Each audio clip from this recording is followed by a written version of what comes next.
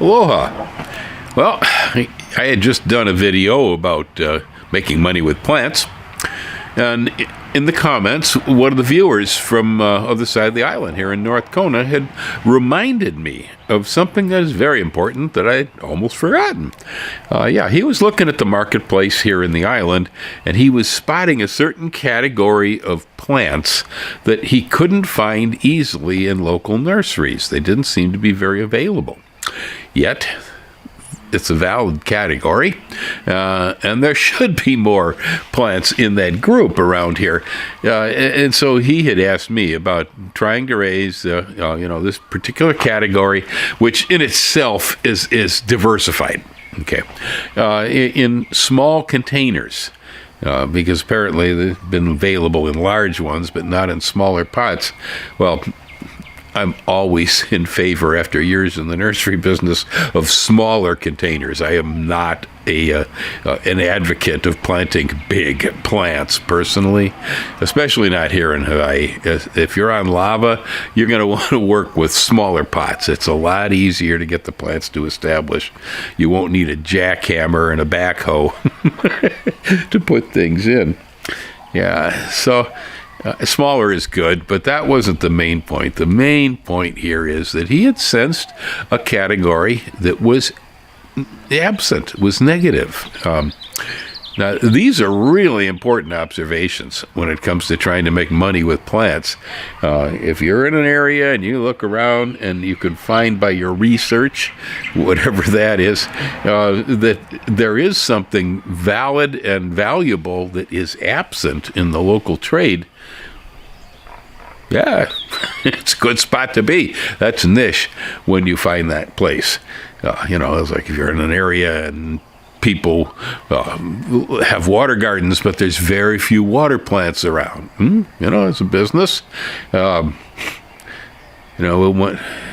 I lived in California, and I started working with Navale's Nursery, which was the oldest in the Bay Area surviving nursery, and our store in Fremont was generally rated as number one in the Bay Area. We were a good nursery, absolutely. Well, when I first started with them, I started as a salesman.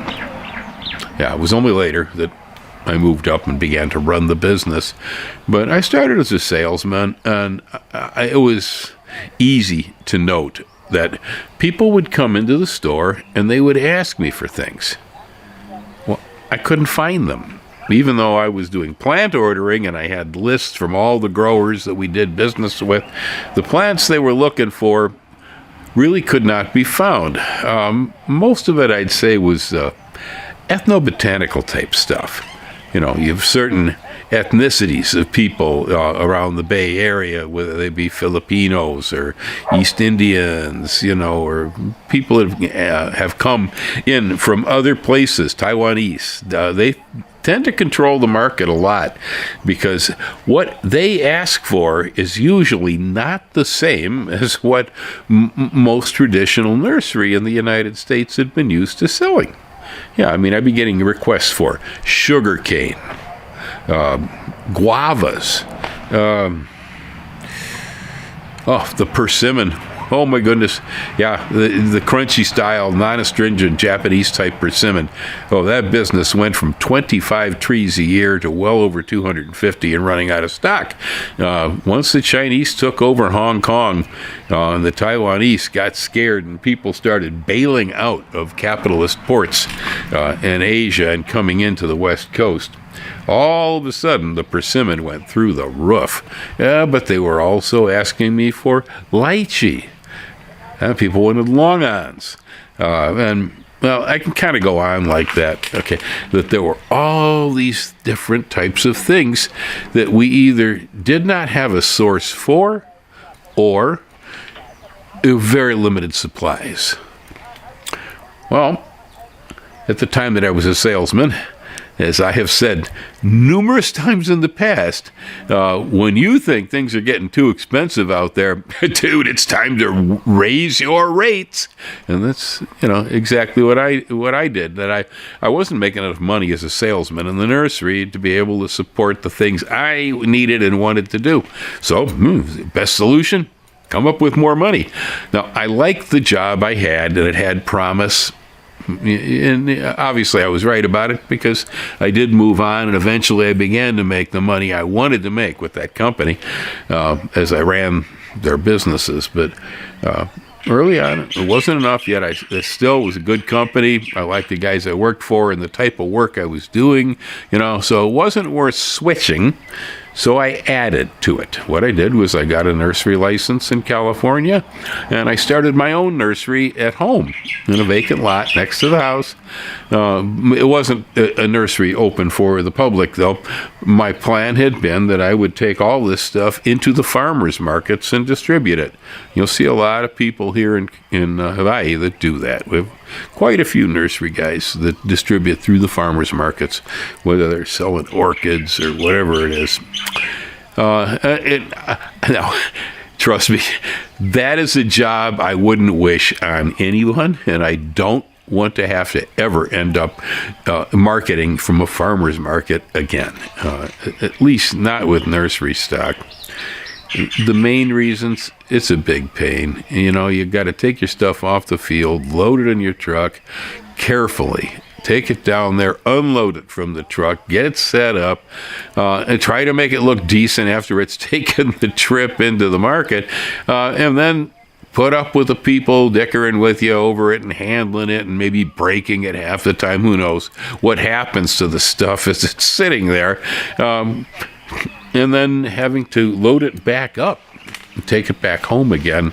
Usually we incur damages because of all that shuffling, So, and I really didn't care for the farmers market crowd in California. It was a lot of, too expensive, You get people trying to get a deal out of you all the time. They figure it's a farmer's market that you should be able to give the stuff away. I didn't like that attitude either. I figure to put a fair price on what it is that I do, and the price stays. Now, if you come up to me and you say, well, I want 100 of those, will you give me a special price? Now I'm going to look at you with seriousness and say, all right, yeah, that's a profitable idea there. Okay, but, when it comes to a discount and you're talking to me, boy, you better have a reason why I want to give you a discount. It isn't just your face. No, there's a lot of reasons, but just off the blue, just because you don't like the price, tough. Take a walk. So, right there, we have this story of having cited a area of the business in a certain geographical region, or it could be planetary wide. It doesn't, with the internet, it doesn't matter what the size of this is. Now, in my case, it was local. I wanted to do the farmer's market, the local clientele who I knew, because I was talking to them at Netflix every week, and I knew what they were looking for. Well, it was a good idea, and it panned out really well, and everything was great until all of a sudden I started to get promoted. They started giving me money that I wanted, and I didn't have time for that, So for a while, I hired some other people to maintain the farmer's market thing, and eventually dropped it completely. But the entire thing was based on looking around in the business and going, what are they asking for that they can't get? Now, this is a gentleman in North Kona. That's just what he saw. And I had to stop and think about it for a moment in the comments, and go, my goodness, yes, I forgot that one. I did. Yeah, so this is part 2. Yeah, it was an excellent statement. Thank you. And I hope your business gets off to a great start, because you have a good idea as a ground floor there. This, the little guys, guys like you and me out here, we are not Monrovia, or Heinz Nursery or some huge national business. Monrovia's got growing yards all over the country. Yeah, They're up in Oregon. They're down in California. They're over in Georgia. I think they get some in Michigan, and so on. They're all over the place, and they're matching the markets in all these different areas around the country. They really cover everything. You're not going to do that. Isn't going to happen. No. So look locally. Think locally. Aloha. Y'all hang loose. Thanks for listening.